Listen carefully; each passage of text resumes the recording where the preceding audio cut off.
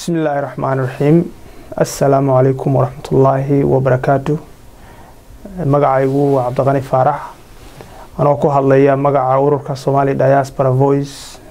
waxaan salaamayaa ummadda Soomaaliyeed dhammaan meel kasta ay dunida ka joogaan gaar ahaan gobolka Minnesota iyo nawaaxigeeda bulshada Soomaaliyeed degan waxaan ku wargelinaynaa inaan dhawaan qaban doono xaflad lagu daafurayo ururka oo ka dhici doonta hotelka Marriott St. Louisburg muddo hadda inay ka xigta 2 maalmood ama bisha 12aad maalinta Sabtida oo bisha 20 ka tahay galabnimada 6 maqribka dabadiisa hadii si kale loo yiraahdo waxaanu ka codsanaynaa dhammaan ummadda sharafta leh inay nagala soo qayb galaan kulankaas oo ka dhici doona hotelka Marriott mar labaad waa mahadsantiin. Assalaamu calaykum.